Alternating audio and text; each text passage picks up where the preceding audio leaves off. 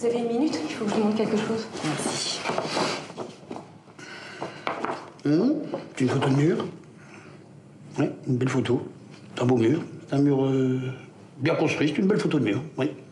Et ça, c'est quoi d'après vous? Ah oui, en effet. J'aurais dit une petite verge, moi. Non, non. C'est un orteil, on a déjà fait les analyses. Alors pourquoi vous me demandez si vous avez déjà fait les analyses? C'est évident. Non, c'est pas évident. Non, Sophie, c'est pas évident. Ce qui est évident, c'est que vous montrez une photo avec d'un mur avec un orteil qui ressemble à une petite verge. Ça, c'est évident. Ah, très en forme, Benoît Poelvoorde. Bonsoir Pascal. Bonsoir, Ravi de vous retrouver. C'est le 6e film de Quentin Dupieux qui a également eu une période de gloire dans la musique. Oui, alors on le connaît, sa célébrité a commencé d'ailleurs dans la musique. Vous vous souvenez de ce clip très, très célèbre à l'époque, il s'appelait Monsieur Oiseau, regardez, on écoute, vous en souvenez sûrement, il avait mis en scène le célèbre Flat Eric. Ah, voilà, voilà. Et donc, il en est à son 6e long métrage. Alors, jusqu'à présent, vous savez qu'il avait dû, pour son inspiration filmique, il avait dû tourner à l'étranger. Donc, il a tourné son premier film, Steak, vous en souvenez, au Canada. Et puis, 4 films en Californie. Et puis là, il se sentait prêt de tourner en France. Alors, il sort ce film au Poste, qui est, comme tous ses films, évidemment, un ovni. Et on vient de le rencontrer à TV5.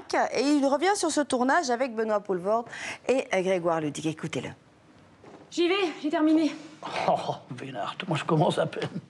Un huis clos dans un commissariat, une ambiance de film policier des années 80, mais sans course-poursuite. Quentin Dupieux explore un genre nouveau. Il nous a rien dit, le con, c'est dingue. J'adore cet esprit film à dialogue, film de comédien, film entre 4 murs. C'est un exercice hyper intéressant et bien que périlleux, mais voilà, j'avais envie de me frotter à ça. J'ai toujours adoré les dialogues, j'adore Bertrand Blier, j'adore les bons dialoguistes, j'adore quand ça s'est fait avec soin. J'adore les comédiens qui tiennent un dialogue. Enfin voilà, c'est un truc qui me manque au cinéma. Pas d'improvisation, pas de bouffonnerie.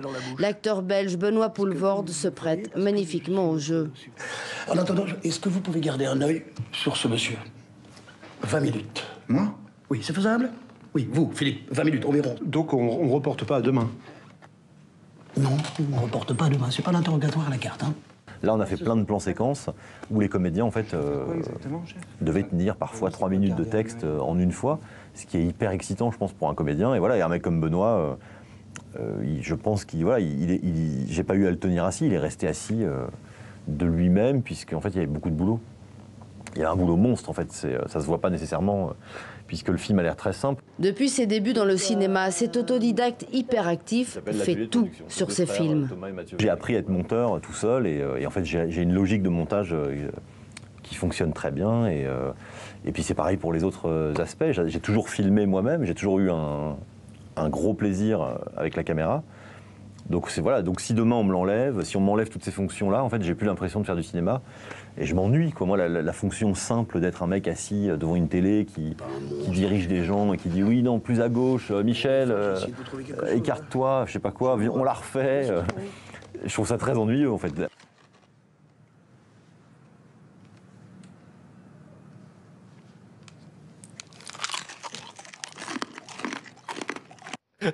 Comment il le regarde, Benoît Poelvoorde, c'est bon. Alors Pascal, on va continuer avec ce festival qui s'appelle Days of. C'est à la Philharmonie de Paris jusqu'au 8 juillet. Vous avez assisté au concert Retour d'une star. Oui, après 14 ans d'absence, c'est le grand retour de David Byrne. Alors pour ceux qui ne le connaissent pas, c'est le fondateur des Talking Heads. Petite séquence nostalgie. How did I get here?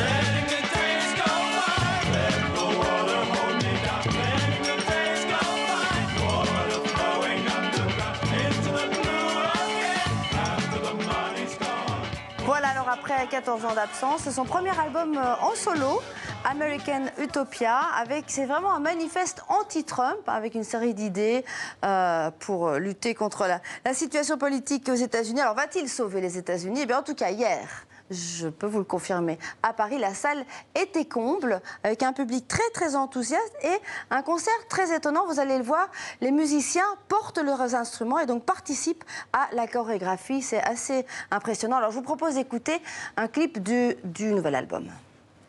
Now everybody's coming to my house, and I'm never gonna be alone.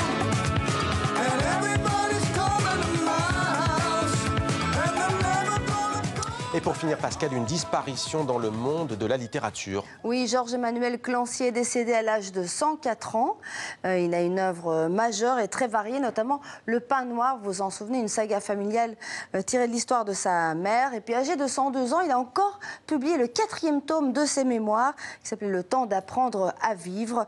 Il parlait notamment de sa résistance à l'occupation et au régime de Vichy. Son œuvre a été couronnée par de multiples prix, notamment le Goncourt de la poésie, le Grand Prix du roman de l'Académie française. C'était demandé le programme. Merci beaucoup Pascal pour cette chronique Merci. culture.